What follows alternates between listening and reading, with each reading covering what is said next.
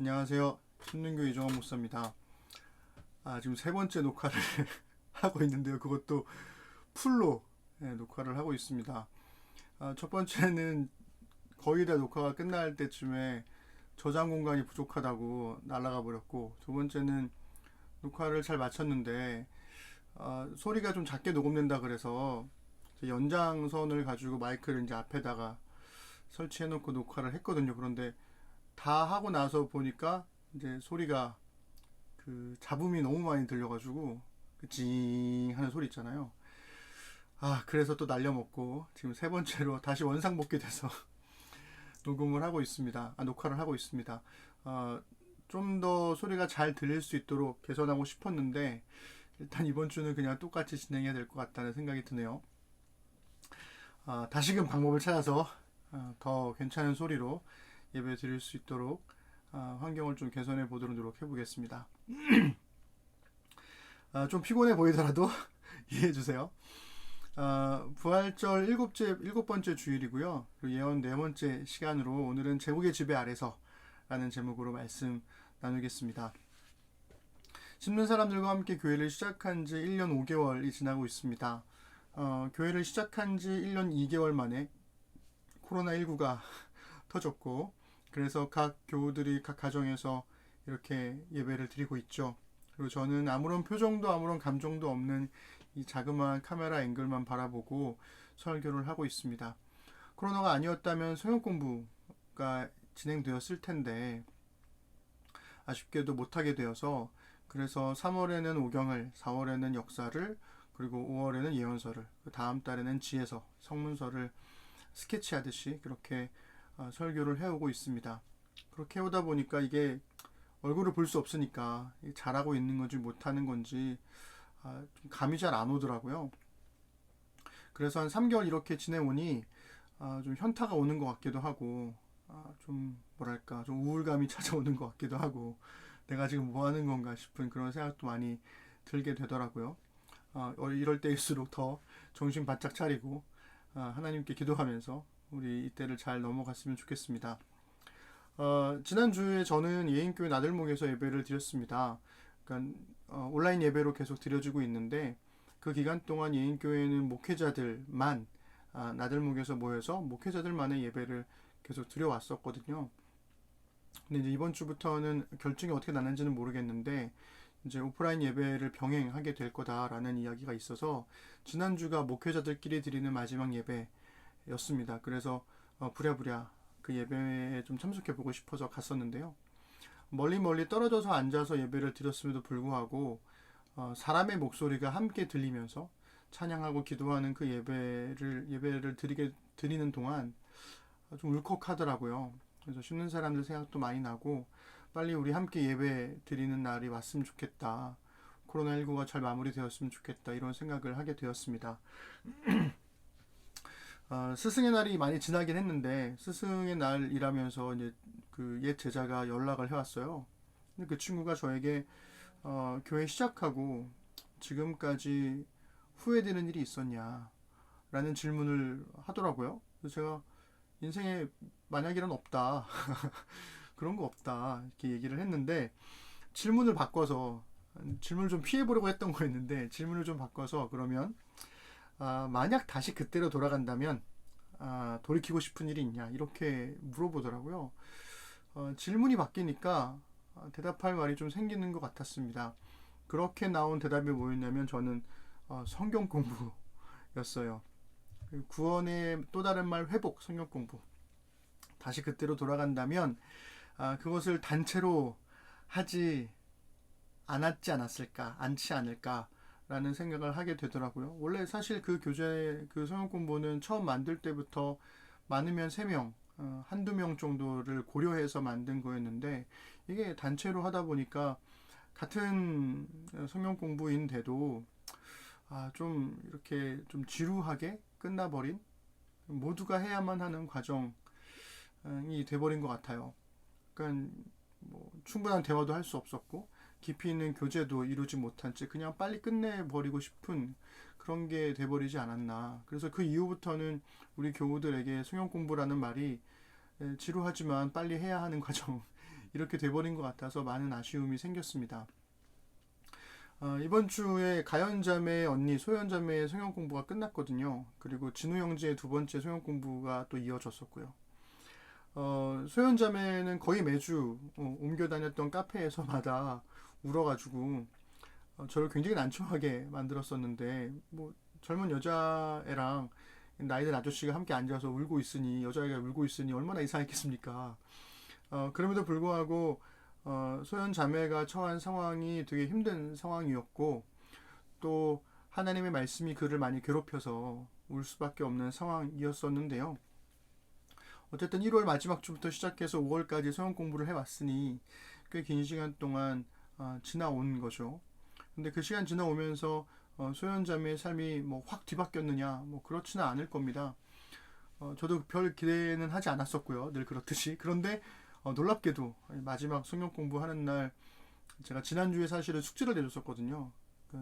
관계가 틀어진 사람에게 먼저 연락을 해서 관계를 회복하고 와라. 그게 하나님의 말씀과 하나님께서 당신에게 주시는 기회일 수도 있다. 이런 얘기를 했는데, 사실 못할 줄 알았는데 실제로 하고 돌아왔어요. 관계를 회복하고 온 거예요. 너무 보람이 되고 너무 놀랍고 좀 감사하더라고요. 그래서 그렇게 힘겨웠던 시간들이 지나면서 조금씩이나마 신앙의 자립을 이루어가는 소연자매의 모습을 보고 이게 수영 공부의 힘이겠다라는 생각을 했습니다. 그리고 진호 형제와는 사실 제가 예인교회 있을 때 진호 형제는 총각이었던 시절에 수영 공부를 한번 했었어요. 그래서 저는 사실 이번에는 좀 대충 한 두 가지씩 빨리빨리 넘어가자 뭐 이런 마음이었는데, 진호 형제는 아니라고, 처음부터 다시 해야 될 것 같다고, 그래서 막상 시작을 했더니 그 시절에 진우 형제와 지금 이제 유부남이 된 진우 형제의 삶에서 이 두 가지 삶을 비교하면서 새롭게 해석되는 말씀들을 하나씩 발견해가고 있었습니다. 그러면서 적어도 이런 생각이 드는 거예요. 이 두 친구에게는 적어도 이 성경 공부가 모두가 해야만 하는 지루한 과정은 아니겠다. 그리고 만약에 우리 교우들도 성경 공부를 이렇게 했었더라면, 그러면 조금 더 하나님 말씀을 친숙하게 대하고 조금은 더 일상에서의 많은 변화들을 이뤄내지 않았을까 하는 그런 아쉬움들이 생기더라고요. 만약이라는 말이 없다고 말했음에도 불구하고 못내 아쉬움이 생겼습니다.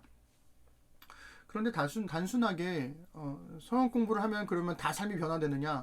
그건 또 아니잖아요. 도대체 뭐가 문제일까라는 생각을 좀 해봤어요. 사실 저는 수년 전부터 대중을 상대로 한 설교의 시대는 끝났다라고 생각을 해왔거든요. 그러니까 목회자 입장에서 보면 이 30분 정도 되는 이 설교는 5일간의 시간과 에너지를 이렇게 압축한 거거든요. 그러니까 5일 동안 준비해 오는 거잖아요. 그런데도 훨씬 많은 시간과 에너지가 들어감에도 불구하고 많은 사람들은 별다른 감흥을 얻지 못하더라는 거죠. 설교 시간에 졸기도 하고 딴짓하기도 하고 그리고 들었긴 했는데 잘 기억도 안 나고 이런 생각이 되는데, 근데 놀랍게도 1대1로 앉아서 대화하는 과정에서 설교했던 얘기를 했을 때는 똑같은 말을 했음에도 불구하고 굉장히 다른 반응들이 보이더라는 겁니다.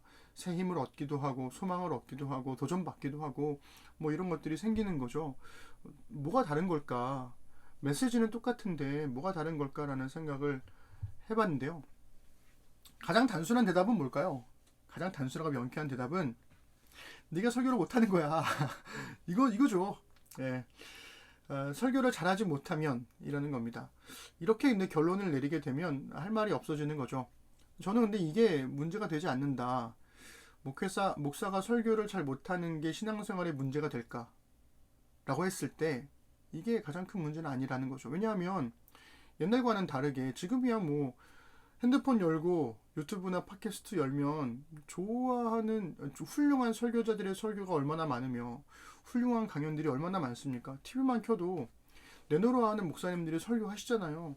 그거 듣고 신앙생활 하시면 되잖아요. 저보다 설교 잘하시는 분들이 얼마나 많겠습니까? 저보다 성경을 잘 설명해 주시는 분도 또 얼마나 많겠습니까? 우리 시대의 훌륭한 설교, 훌륭한 강연들 넘쳐나고 있지 않습니까? 심지어는 어려운 책도 쉽게 이해하도록 읽어주고 설명해주는 프로그램도 있잖아요. 그러니 대중적인 설교나 강연들에 무감각해진 시대가 아닐까라는 생각이 드는 거죠. 마치 라디오처럼 그냥 틀어놓고 뭐 집안일 하고 다른 일을 해도 괜찮은 것처럼 그렇게 느껴지더라는 거예요. 내가 저 사람의 설교를 정말 팬이 되어서 팬심으로 찾아가서 들어야 되겠다. 뭐 이런 정도가 아닌 이상은 대중을 대상으로 한 설교나 강연들이 사실은 쉽지 않겠다라는 겁니다. 그러면 도대체 뭐가 이런 차이를 만드는 걸까라고 했을 때 제가 생각해 온 대답은 이런 겁니다.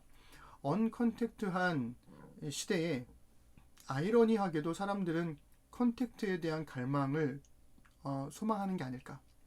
그 컨택트가 충족된 게 아닐까 싶은 거죠. 비대면이 일상화되는 그런 시대 속에서 사람들은 대면해서 얻는 위로와 이 변화들을 느끼고 싶은 게 아닐까 싶은 거예요. 그것을 목회자가 1대1로 만나서 혹은 1대2로 만나서 1대3으로 만나서 해소할 때 변화가 생기는 게 아닐까라는 생각이 드는 겁니다. 이런 겁니다. 나의 속마음을 드러내기 어려운 시대에 속마음을 기꺼이 꺼내어 놓을 수 있는 목회자가 있다는 것. 남들 앞에서는 약한 모습 보이기 싫어하는 시대에 목회자 앞에서는 속 시원하게 울 수 있는 말 못한 고민을 속 시원하게 툭 털어놓을 수 있는 그런 대화의 상대가 된다는 것. 그리고 그 목회자가 자신의 말이 아니라 하나님의 말씀으로 도전하고 격려하고 위로할 때 거기에서 일상의 변화와 도전들이 생기는 게 아닐까 하는 생각이 드는 거죠. 그래서 대중을 상대로 한 설교나 말씀이 개인의 상황에서 재해석될 때 일상의 변화가 시작되는 거다라는 게 저의 가설입니다. 그리고 정확하게는 이 지점이 바로 이 예언의 마지막 시기, 우리가 신구약 중간기라고 부르든 제2성전기라고 부르든 상관없이 그 예언의 마지막 시기에 대중을 상대로 했던 그 예언이 각 개인에게 재해석된 묵시로 바꿔지는 변곡점이 된 게 아닐까 하는 생각이 드는 거죠. 이게 무슨 말인지 조금 더 설명을 해보도록 하겠습니다. 우리가 지난 3주 동안 역사와 예언에 관한 이야기들을 막 살펴보았잖아요. 이스라엘 역사에 대한 낯선 이야기들을 막 하다 보니까 연대기 나오고 막 하니까 조금은 어렵게 느껴지실 수 있다는 생각이 듭니다. 그렇다면 그러한 중요한 사건들과 연대들을 다 알고 있어야 예언서를 읽을 수 있는 걸까요? 저는 그렇지는 않다고 생각합니다. 그런 정보들이야 읽을 때 얼마든지 찾아보면 그때그때 나올 수 있는 거니까요. 다만 예언서를 읽을 때 예언서와 역사에 관한 몇 가지 연결점들만 기억하는 것만으로도 충분히 예언서를 읽을 수 있다는 거죠. 저는 오늘 세 가지를 말씀드릴 건데요. 첫 번째는 이 성경의 예언서들은 주전 8세기 이후에 대내적으로는 우상숭배와 사회불이, 대외적으로는 제국의 출현과 함께 시작되었다는 거예요.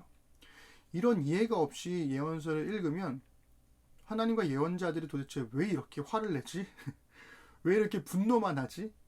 이렇게 듣기 싫은 말만 하지? 왜 이렇게 화가 나 있는 거야? 이런 의아심이 생기는 거죠. 하나님께서 그리고 예언자들이 분노하는 이유가 뭔가요? 하나님에 대한 불신 때문이었잖아요.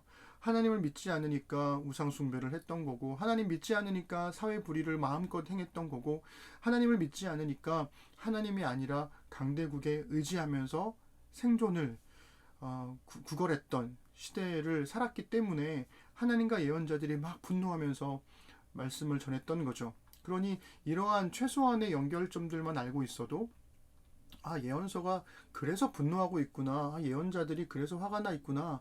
하나님께서 어떤 마음으로 이런 말씀을 하시는구나에 대한 최소한의 이해를 할 수 있다는 거죠. 두 번째는 8세기 아시리아, 7세기 바벨론, 그리고 6세기 페르시아, 4세기 그리스, 아빠페그 이런 강대국들의 지배가 계속되고 있는 상황에서 예언자들이 했던 건 뭐였냐면 하나님께서 모든 나라를 다스리고 계신다라고 하는 이 하나님의 주권과 통치를 선포했다라는 겁니다. 역사의 주인이신 하나님은 크고 강력한 나라들을 세우시고 패하시고 그럴 수 있는 분이라는 거죠. 강력한 왕들은 이스라엘을 심판하기 위한 하나님의 도구였다라는 게 예언자들이 선포했던 말씀이었습니다. 만국의 역사는 이스라엘의 실패일 뿐이지 하나님의 실패는 아니다. 마찬가지로 이스라엘이 회복되는 것, 이스라엘의 승리도 역시 이스라엘의 승리가 아니라 하나님의 승리다라는 것을 하나님에 대한 인식의 전환을 이 예언자들이 가져왔다라는 거죠. 아무리 크고 강대해 보이는 제국과 왕이라 할지라도 그들 너머에 하나님께서 계신다라는 겁니다. 세 번째는 BC 587년에 남유다가 멸망하고 성전이 파괴되면서 이전과는 전혀 다른 새로운 신앙의 시대가 열렸다는 거죠. 예언자들을 통해서 우리 지난주에 말씀드린 것처럼 하나님에 대한 인식이 바뀌었어요. 하나님은 이제 이스라엘의 하나님이 아니라 온 세상의 하나님으로 인식하게 되었고, 성전을 중심으로 살았던 이스라엘의 삶은 이제 일상을 중심으로의 삶으로 점차 변화되었다는 겁니다. 그래서 하나님의 공평과 정의가 다스리는 그 나라는 다윗과 같은 훌륭한 왕이 없어도, 혹은 예루살렘의 성전이 없어도 야훼 하나님을 믿는 공동체를 통해서 그들이 머무는 바로 그곳에 존재할 수 있다라는 것을 깨닫게 되었다는 거죠. 그래서 이 왕과 성전이 갖는 이 대표성이 각지로 흩어진 백성들의 일상으로 민주화된 시대라는 거고, 그렇게 오래전 대중에게 선포되었던 이 예언의 말씀들이 백성들의 일상에서 재해석되기 시작했다라는 겁니다. 돌이켜보면 기원전 760, 주전 760년경에 아모스가 등장하면서 이 문서 예언, 성경의 예언서가 시작되었잖아요. 그런데 이 예언의 시대가 연대를 확정할 수 없는 요엘이나 요나, 혹은 400년경의 말라기, 그리고 2세기경의 다니엘서를 제외하면 대부분 515년 성전 재건의 시기 때까지 거의 마무리가 돼요. 이 기간이 약 250년경이거든요. 그 250년간의 엄청난 시간들을 지나오면서 이스라엘 사람들은 예언을 기록했고 보존했고 전해 왔더라는 겁니다. 굉장히 엄청난 사건인 거죠. 문제는 그렇게 예언의 시대가 끝나가는 동시에 희미해져 버린 예언이 이제는 어떻게 변해 가느냐의 문제였다는 거예요.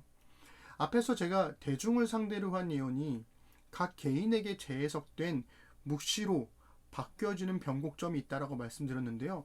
바로 그 시기가 포로기를 지나 다시 고향으로 돌아왔던 귀한 자들로부터 그 이후의 시대까지 이어져 온다는 거죠. 제2성전기라고 보통 얘기할 수 있는. 생각해보세요. 포로기가 끝났어요. 그리고 귀한 자들과 함께 돌아온 사람들은 성전과 성벽을 재건했어요. 그러면 이스라엘이 회복되어야 되는 거 아닌가요?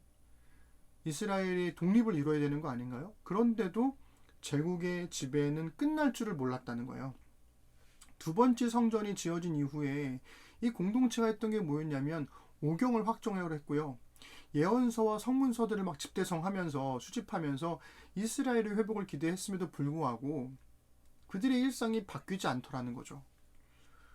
그러니 여전히 외세에 종속된 채 살아야만 하는 현실, 그리고 야훼 신앙을 믿고 따르는 것 때문에 겪는 핍박과 박해, 그리고 더 이상 견딜 수 없어서 결국에는 배교하게 되는 이 반복되는 현실을 계속해서 살아가게 되더라는 겁니다. 이제 사람들은 예언자들이 선포해 왔던 심판과 회복의 말씀을 가져온 하나님에 관한 인식의 변화로 인해서 하나님께서 온 세상을 다스리시는 하나님이라는 걸 알고 있어요. 그런데도 이 강대국들의 지배라는 현실은 끝나지 않았잖아요. 여기에 적용을 하게 되는 거죠. 모든 나라와 모든 왕들을 주관하시는 온 세상의 하나님이라는 이 신앙 고백과 강력한 제국의 지배가 멈추지 않고 있다라고 하는 이 어울리지 않는 두 개의 이야기가 어떻게 바뀌냐면 이제는 종말론적인 회복과 구원으로 고백되게 되는 겁니다. 즉, 이 악한 현실이 언제 끝날지는 모르겠다는 거예요. 강력한 제국의 지배가 언제 끝날지는 모르겠다는 거예요. 그러나 이 현실 너머의 하나님께서 모든 것을 심판하시고 회복하실 날이 온다라고 하는 이 하나님의 우주적 통치로 변화되었다는 거죠. 묵시의 시대가 열리는 겁니다. 그렇다면 묵시가 뭘까? 우리에게는 생경한 이 묵시라는 말은 폭로하다, 드러내다 라는 뜻의 헬라어 아포칼립테인에서 유래한 말입니다. 그러니까 눈에 보이는 현실 너머에 있는 진짜 현실을 폭로하고 드러낸다는 뜻이 되는 거죠. 예언도 진짜 현실을 드러내고 폭로하는 역할을 했었어요. 그런데 이 예언과 묵시의 차이는 그 회복의 시점이 언제냐에 달려 있습니다. 이 둘의 차이에 대한 김근주 교수님의 글을 우리 함께 읽어보면 좋을 것 같아요. 예언자적 종말은 우리가 사는 이 땅 위의 역사 한복판에서 이스라엘의 회복과 하나님의 심판이 이루어질 것을 예견한다. 즉 역사 안에 성취될 마지막을 기대한다. 그러나 역사 안에서 무엇이 이루어질 것이라는 이러한 소망과 신념들이 현실에서의 극심한 장벽과 핍박에 부닥치면서 묵시문학의 종말론이 태동한다. 그래서 묵시문학은 포로기 이후 유대인 공동체에 의해 태동된 초기 예언에 대한 종말론적 재해석이라고도 볼 수 있다. 여러분 어떠신가요?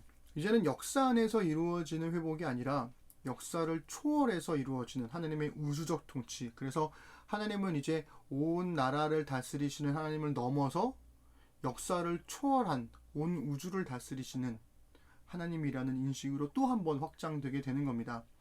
이러한 묵시의 성격을 잘 보여주는 것이 다니엘서라는 거죠. 다니엘서 1장부터 6장의 배경은 주전 6세기 바벨론에서 페르시아로 이 제국의 패권이 넘어가는 과정에 있었어요. 하지만 7장부터 12장 다니엘서의 후반부는 주전 2세기 중반에 안티오쿠스 에피파네스 4세가 극심한 박해를 했던 시대를 배경으로 하고 있습니다. 그래서 학자들은 이 다니엘서가 165년경에 연대로 확정을 하고 있는 거죠. 그 시기로 보는 거죠. 그래서인지는 모르겠는데 아마 그래서겠죠. 다니엘서에 보면 독특한 게 다윗 왕조에 대한 기대가 없어요. 그리고 성전에 대한 기대도 없습니다. 독특하죠. 다니엘은 제국의 지배 아래에서 변함없이 신실하게 하나님을 믿고 섬기는 한 개인으로 등장을 해요. 다니엘의 세 친구도 마찬가지고요. 그런데도 다니엘은 제국의 지배 아래 있지만 제국 너머의 하나님을 보고 있습니다. 다니엘은 눈에 보이는 제국의 왕이 아니라 눈에 보이지 않는 하나님을 섬기죠. 제국의 핍박과 박해 속에서도 다니엘의 신앙은 변함이 없더라는 거예요. 그러니 다니엘의 이야기를 듣고 읽는 사람들은 다니엘을 통해서 왕과 성전이 없어도 하나님의 공평과 정의가 다스리는 나라의 백성으로 살아갈 수 있구나라는 소망을 배우게 되는 겁니다. 또 다른 제국의 지배가 계속되고 또 다른 핍박과 박해가 계속해서 이어진다 할지라도 하느님 백성으로 살아갈 수 있는 이 묵시의 신앙으로 바뀌어지게 되더라는 거죠. BC 597년에 에스겔이 바벨론의 포로로 끌려갔다고 말씀드렸었잖아요. 그런데 이 다니엘은 그보다 더 이전에 끌려간 사람이에요. 그러니까 BC 605년에 바벨론이 이집트와 갈그미스 전투를 해서 승리하거든요. 그리고 바벨론으로 돌아가는 과정에서 유다의 왕족과 귀족들을 포로로 끌고 가요. 왜 끌고 가냐면 이 젊은 아이들을 데리고 가서 바벨론의 학문과 또 여러 가지를 막 국고를 써가면서 얘네들 키우는 거죠. 왜? 훗날 잘 키워서 자신을 위해서 바벨론을 위해서 일할 수 있도록 삼으려고. 그리고 그때 끌려간 사람이 바로 다니엘과 세 친구였다는 겁니다. 다니엘 1장부터 6장에 따르면 다니엘은 6번의 위기를 만나게 되는데요. 그 다니엘이 만났던 위기들을 좀 우리가 빠르게 함께 좀 훑어보려고 하는 거죠. 포로로 끌려간 다니엘은 첫 번째로는 우상에게 바쳐진 음식 때문에 위기를 맞게 됩니다. 다니엘은 고집을 피우면서 음식을 먹지 않겠다고 해요. 그런데 이 포로들을 잘 관리하는 환관장의 입장에서는 얘네가 말라 비틀어져가지고 죽게 되면 그 책임을 본인이 다 받게 되는 거잖아요. 그래서 먹어야 한다라고 얘기를 했고, 그러자 다니엘은 자신에게 시간을 달라. 열흘 동안 한번 시험해보자. 내가 채식과 물만 먹은 후에도 다른 순원들과 비교했을 때 괜찮으면 그러면 왕의 음식과 포도주를 먹지 않을 수 있도록 배려해달라. 그렇게 요구를 하는 거고, 결국 다니엘은 환관장도 지키고 자신의 신앙도 지키는 그런 상황을 이루게 됩니다. 다니엘서 1장 15절 16절 우리 함께 읽어보겠습니다. 열흘 후에 그들의 얼굴이 더욱 아름답고 살이 더욱 윤택하여 왕의 음식을 먹는 다른 소년들보다 더 좋아 보인지라. 그리하여 감독하는 자가 그들에게 지정된 음식과 마실 포도주를 제하고 채식을 주니라.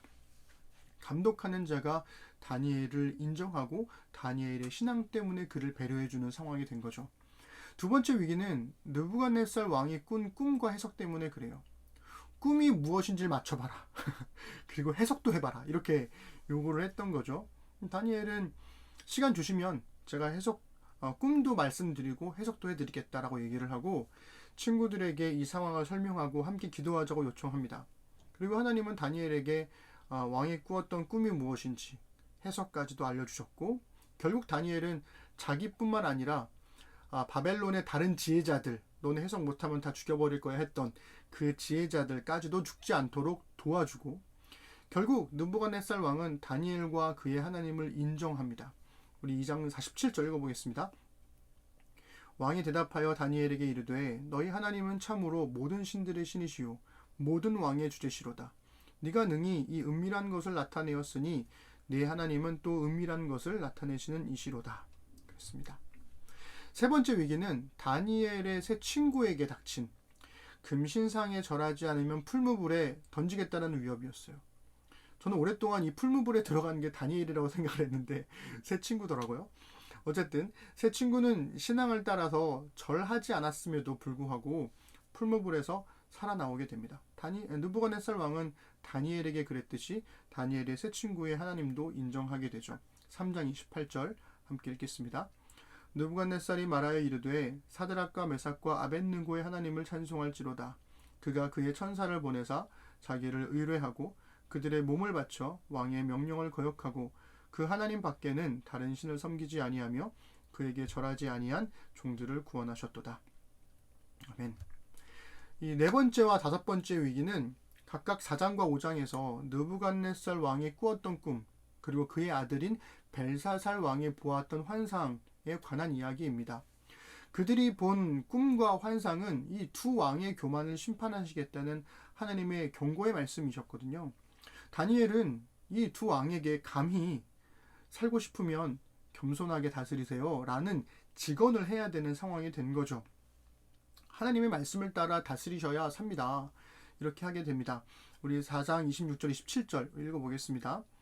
또 그들이 그 나무 뿌리에 구루터기를 남겨두라 하였은즉 하나님이 다스리시는 줄을 왕이 깨달은 후에야 왕의 나라가 견고하리이다. 그런즉 왕이여 내가 아뢰는 것을 받으시고 공의를 행함으로 죄를 사하고 가난한 자를 긍휼히 여김으로 죄악을 사하소서. 그리하시면 왕의 평안함이 혹시 장구하리이다 하니라. 그랬습니다. 근데 무시무시한 말이지 않습니까? 이 제국의 왕에게 다니엘이 얘기하는 거예요. 그는 하나님을 믿지도 않아요. 그런데 당신이 최고인 줄 알지만 그렇지 않다. 당신 위에 하나님 계신다. 겸손해라. 당신이 만약에 하나님의 말씀대로 다스리지 않으면 당신도 멸망한다. 이런 이야기를 하고 있는 겁니다. 그런데 중요한 게 뭐냐면 공의를 행함으로 죄를 사하고 가난한 자를 긍휼히 여김으로 죄악을 사소서라고 했잖아요. 이 말씀 굉장히 익숙한 말씀이지 않습니까? 이거 오경에서 그리고 예언자들이 왕에게 했던 분열왕국 시대에 그토록 많이 외쳤던 말씀이었습니다. 하나님을 믿지도 않는 이 이방 나라의 왕에게 하나님의 통치를, 하나님의 공평과 정의를 가르치고 있는 거죠. 그것을 이야기했던 겁니다. 마지막 여섯 번째 위기는 바벨론을 멸망시킨 메대 왕 다리오 왕이 다니엘을 제국의 2인자로 세우게 되면서 다른 신하들의 질투 때문에 생겨났어요. 바벨론이 멸망하게 되고 원래는 페르시아가 곧바로 온 것처럼 보이지만 이 처음에는 메대 왕 다리오가 훨씬 더 강력했었거든요. 나중에 페르시아가 메대까지 포섭하게 되면서 이제 제국으로 전환되는 그 분기점에 있는 건데 생각해보면 메대라는 나라가 바벨론을 멸망시켰잖아요. 그러면 거기서 일했던 사람들은 다 죽여 마땅하잖아요. 그런데 이 메대 왕 다리오가 바벨론에서 일했던 이 다니엘을 제 2인자로 확 세워버리는 겁니다. 그러니 이 다리오의 신하들 입장에서는 불쾌한 거죠. 언제 배신자가 될지도 모르는 저 다니엘을 뭘 믿고 세우느냐. 그래서 그를 제거하기 위한 전략을 세웁니다. 가만히 보니 다니엘이 야훼 하나님을 믿고 있었던 거죠. 그래서 왕 외에 어떤 사람이나 신에게도 절하게 되면 기도하지 못하도록 하는 조서를 반포했던 겁니다. 30일 동안. 근데 다니엘은 기도했고 결국 사자굴에 던져졌어요. 다니엘을 아꼈던 다리오 왕은 다음날 새벽 일찍이 서둘러 사자굴에 달려가서 다니엘의 생사를 확인하게 되었고 다니엘은 다행히 살아 있었습니다. 그러면서 바벨론의 왕이 그러했듯이 이제는 또 다른 제국의 왕인 다리오도 다니엘의 하나님을 인정해요. 우리 오늘의 본문 말씀인데요. 다니엘서 6장 25절부터 28절 우리 함께 읽어보겠습니다. 이에 다리오 왕이 온 땅에 있는 모든 백성과 나라들과 언어가 다른 모든 사람들에게 조서를 내려 이르되 원하건대 너희에게 큰 평강이 있을지어다. 내가 이제 조서를 내리노라. 내 나라 관할 아래에 있는 사람들은 다 다니엘의 하나님 앞에서 떨며 두려워할지니 그는 살아계신 하나님이시요 영원히 변하지 않으실 이시며 그의 나라는 멸망하지 아니할 것이요 그의 권세는 무궁할 것이며 그는 구원도 하시며 건져내기도 하시며 하늘에서든지 땅에서든지 이적과 기사를 행하시는 이로써 다니엘을 구원하여 사자의 입에서 벗어나게 하셨음이라 하였더라. 이 다니엘이 다리오 왕의 시대와 바사 사람 고레스 왕의 시대에 형통하였더라. 아멘. 여러분 어떠신가요? 이 다니엘의 이야기에서 흥미로운 점이 있죠. 바벨론과 메대 왕들이 다니엘의 하나님과 다니엘의 신앙을 반복적으로 인정해주는 이야기가 계속 나와요. 처음에는 환관장이 인정을 해줬어요. 그 다음에는 느부갓네살 왕이 인정을 하고요. 벨사살 왕도 인정을 하고요. 이제는 제국이 바뀌어서 전혀 생소한 나라의 왕이 왔음에도 불구하고 그 왕인 다리오 왕도 다니엘의 신앙을 인정해줍니다.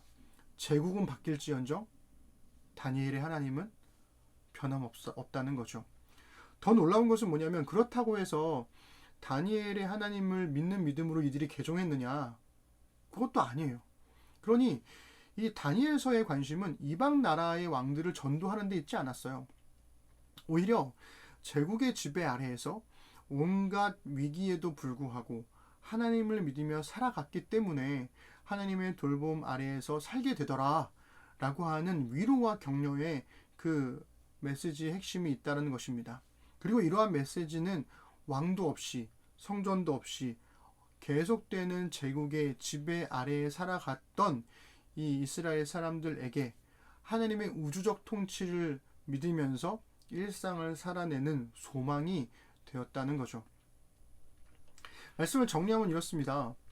포로기 이후에 유대 공동체는 흩어진 땅에서 오경을 반복해서 읽었어요. 역사를 반복해서 돌아보았어요. 예언서를 반복해서 곱씹어 봤습니다. 오경을 읽어봤더니 우리들의 죄가 무엇인지를 단박에 알 수 있었어요. 우상숭배와 사회불의가 우리의 죄였구나. 역사를 돌아보니 우리가 믿었던 게 하나님이 아니었구나라고 하는 반성을 하게 되었습니다. 예언을 곱씹어 봤더니 우리가 심판받은 이유가 무엇인지를 깨닫게 되더라는 거죠. 그 깨달음 뒤에 뒤따라오는 수많은 분노, 슬픔, 절망, 탄원 등의 수많은 감정들을 하나님께 쏟아내었던 지혜들을 모으게 되었습니다. 그렇게 오경과 역사와 예언과 성문, 지혜서라고 하는 이 구약 성경이 이들에게 주어지게 된 거죠. 놀랍지 않습니까? 하나님의 말씀을 묵상해 오면서 그들이 제국의 지배 아래서 살아냈다는 거죠. 역사를 돌아보면 이래요. 이스라엘 역사를 가만히 한번 생각해 보세요. 땅이 있으면 괜찮을 줄 알았어요. 왕이 있으면 더 좋을 줄 알았어요. 성전을 지으면 그러면 더 괜찮을 줄 알았죠. 그런데 이 땅과 왕을 쫓아가다 보니까 땅과 왕을 주신 하나님을 잊어버렸어요. 하나님을 놓쳐버렸어요. 나라를 잃고 나서야 깨달았습니다. 땅이 없어도, 왕이 없어도, 심지어 성전이 없어도 하나님만 있으면 어떤 땅에서건 어떤 왕의 지배를 받건 상관없이 하나님의 공평과 정의가 다스리는 나라의 백성으로 살아갈 수 있구나라는 것 말입니다. 다니엘이 그랬던 것처럼요. 역사 속의 성취를 바라던 예언이 역사 너머의 우주적 통치를 바라는 묵시로 변환되면서 하나님에 관한 인식이 더 크게 확장된 거예요. 온 나라를 다스리는 하나님을 넘어서 이제는 역사 너머의 온 우주를 다스리시는 하나님으로 새롭게 깨닫게 된 겁니다. 역사 전체의 종말을 주관하시는 하나님을 이제는 믿게 된 거죠. 현실 너머의 진짜 현실을 봄으로써 오늘의 고난 속에서 기대와 소망을 갖게 하는 이 묵시의 신앙은 이제는 신약에 이르러서 메시아를 고대하게 되는 길을 열어주게 되었습니다. 그리고 그 묵시의 신앙은 전적으로 오래전 예언자들이 외친 말씀들을 오늘의 현실에서 재해석함으로써 주어지게 되더라는 거죠. 그러니 저는 이렇게 생각합니다. 지금의 시대는 설교를 잘하는 목사가 필요한 시대가 아니다. 지금의 시대는 듣고 읽은 말씀을 오늘의 현실에서 재해석하는 그리스도인들이 필요한 시대다라는 겁니다. 오늘의 고난 속에서 기대와 소망을 갖게 하는 힘은 좋은 목사를 보유하는 데서 오는 게 아니라 좋은 하나님의 말씀을, 오직 하나님의 말씀을 나의 일상에서 재해석하는 데서 온다라는 거죠. 사랑하는 우리 신는 사람들, 지난 한 주간 여러분이 읽은 성경이 없다면 여러분 예배 후에 당장 성경을 펴서 읽으십시오. 읽은 그 말씀 때문에 고민이 시작되는 게 은혜이고, 우리가 읽은 그 말씀이 오늘 우리를 위한 메시아의 길을 열어준다라는 거죠. 오늘의 고난을 주님과 함께 말씀으로 걸어갈 수 있는 신는 사람들이 되었으면 좋겠습니다. 하나님의 말씀을 마음에 심고 그런 신는 사람들이 되어야 하지 않을까요? 그렇다면 이 어려운 상황 가운데에서도 하나님의 말씀 때문에 고민하고 그렇게 쌓여져가는 은혜들이 반복될 때 그 말씀에 우리의 자존심을 꺾고 우리의 의지를 꺾고 기꺼이 순종하며 나아가는 그러한 경험들이 쌓여져 갈 때 비로소 하나님의 나라가 어둠을 뚫고 들어오는 빛처럼 우리에게 임하지 않을까요? 그러한 도전들이 멈추지 않는 우리 신는 사람들이 되었으면 좋겠습니다. 여전히 우리는 제국의 지배 아래 살고 있습니다. 하나님 나라는 우리 역사 너머에 계시죠. 어느 땅에서 어떤 상황 속에서 살아가든지 다니엘이 그러했듯이 하나님의 공평과 정의가 다스리는 그 나라의 백성으로 살 수 있습니다. 그 하나님 나라의 백성으로 살아가는 우리 사랑하는 심는 사람들, 심는 교회 되어주시기를 주님의 이름으로 부탁드립니다. 기도하겠습니다. 하나님, 시대가 참 악하고 답답합니다. 매 순간 낯선 상황 가운데 우리가 처하게 되는데요. 그 상황 속에서도 하나님의 말씀을 읽고 묵상하며 지켜보려 하고 지켜지지 않아서 기도하면서 고민하게 되는 그러한 은혜의 시간들이 많아졌으면 좋겠습니다. 어차피 안 될 테니 해보지 않을 거야 라고 하는 세상의 가치와 두려움들을 넘어서서 하나님의 말씀으로 살아내보는 도전들이 반복되도록 도와주셔서 그렇게 말씀을 삶으로 이끌어내는 믿음의 근육들이 쌓여서 결국에는 우리가 이 땅에서 하나님 나라를 심어낼 수 있는 우리 심는 사람을 되도록 인도하여 주옵소서. 하나님의 말씀이 우리의 마음에 심겨질 때 하나님께서 우리를 이 땅에 하나님의 나라로 심어주셨음을 깨닫게 되고 그 속에서 하나님 나라가 어떻게 임하는지를 경험하게 될 겁니다. 주님, 그 일들을 기꺼이 감당할 수 있는 우리가 되도록 도와주시고 볼 수 없는 상황에서 또 코로나19라는 상황에서 너무나 힘겹지만 각자의 삶을 주님께서 말씀으로 강건하게 붙들어 주시기를 간절히 소망드립니다. 감사드립니다. 예수님의 이름으로 기도드립니다. 아멘.